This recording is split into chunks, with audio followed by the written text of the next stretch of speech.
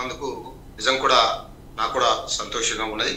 కానీ రాజకీయాలు కాబట్టి, ఖచ్చితంగా ఎన్నికలు కాబట్టి, బీఆర్ఎస్ పార్టీ నాయకుడిగా, ఖమ్మం జిల్లా బిడ్డగా ఇక్కడ ఉన్న పరిస్థితులను అయితే చెప్పాల్సిన బాధ్యత నాపై ఉన్నది. వాస్తవానికి నామా నాగేశ్వరరావు గారు మా పార్టీ అభ్యర్థి.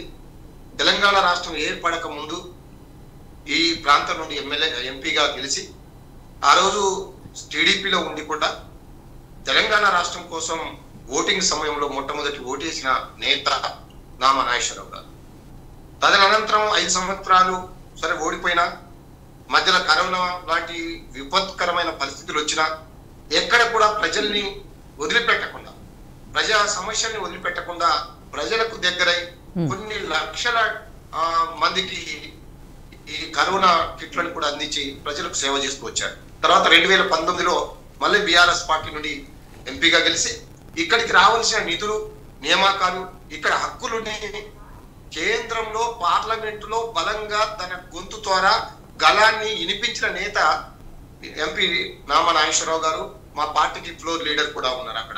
కాబట్టి ఇక్కడ సమస్యలను తీసుకుపోవడంలో, ఇక్కడ సమస్యలను వెలిగెత్తి చాటడంలో, ఇక్కడ రావాల్సిన హక్కుల కోసం గట్టిగా బలంగా పోరాడడంలో ఈ 10 సంవత్సరాలు, పోయిన 5 సంవత్సరాలు, మళ్ళీ 5 సంవత్సరాలు చాలా బ్రహ్మాండంగా ఆయన యొక్క పాత్రను నిర్వర్తించారు. ఇప్పుడు ఎన్నికలు వచ్చాయి.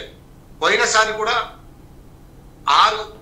2019లో బీఆర్ఎస్ పార్టీ ఎంపీగా గెలిచినప్పుడు మేము ఖమ్మం నుంచి గెలిచింది ఒకే ఒక్క సీటు, ఖమ్మం సీటు మాత్రమే. మిగతా 6 సీట్లు ఓడిపోయాం. కానీ ఎంపీ ఎన్నికల్లో నామా నాగేశ్వరరావు గారు గెలిచారు.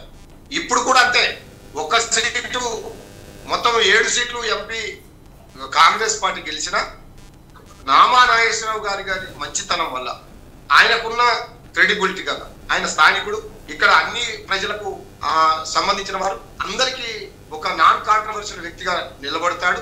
అందరికీ తలలో నాలుకలాగా ప్రజల్ని కలుపుకుపోయే గుణం ఉన్న ఏకైక నాయకుడు కాబట్టి ఇటు బీఆర్ఎస్ పార్టీ పట్టు, అలాగే ఇక్కడ ఆయనకు ఎలాంటి ఇబ్బందులు లేవు కాబట్టి ఇక్కడ వచ్చిన నాయకులు, ఇప్పుడు వేరే పార్టీ నుంచి వచ్చాడు రఘురామ్ రెడ్డి గారు, కాంగ్రెస్ ఇక్కడికి ఎప్పుడు వచ్చినోడు కాదు, ఈ ఎల్లలు కూడా తెలియదు కాదు.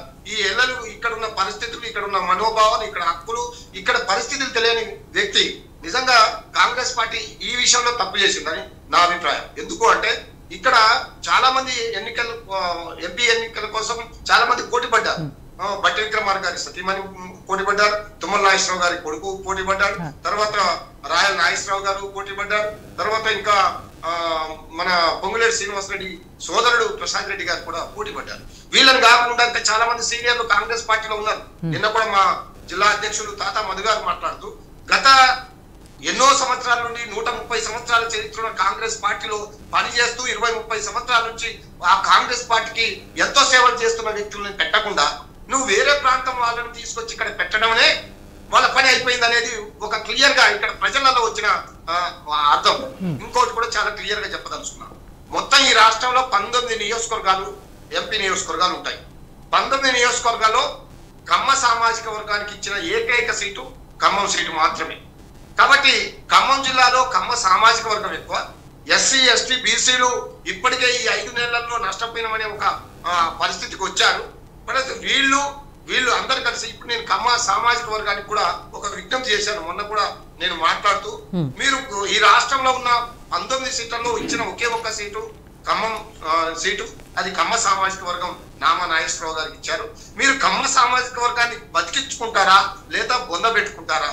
మీ గళాన్ని, మీ యొక్క హక్కుల్ని పార్లమెంట్ లో వెలుగెత్తి చాడడానికి మీరు అవకాశం ఇస్తారా లేదా మీరు నాశనం చేస్తారని ఈ సామాజిక వర్గాలకు కూడా మీరు విజ్ఞప్తి చేస్తున్నాం. కాబట్టి ఇక్కడ చాలా క్లియర్ గా అయింది.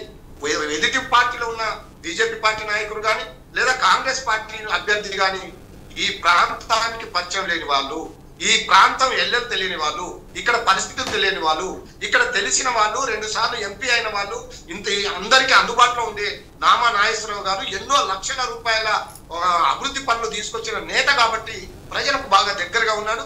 100% మేము చాలా కాన్ఫిడెంట్ గా చెప్తున్నాం. ఒక పక్క కాంగ్రెస్ పార్టీలు ఇచ్చిన హామీలు నెరవేర్చకుండా ప్రజలు అందరికీ దూరం అయింది కాంగ్రెస్ పార్టీ ఈ 5 నెలల్లోనే. మహిళలకు దూరం అయింది, రైతులకు దూరం అయింది, వికలాంగులకు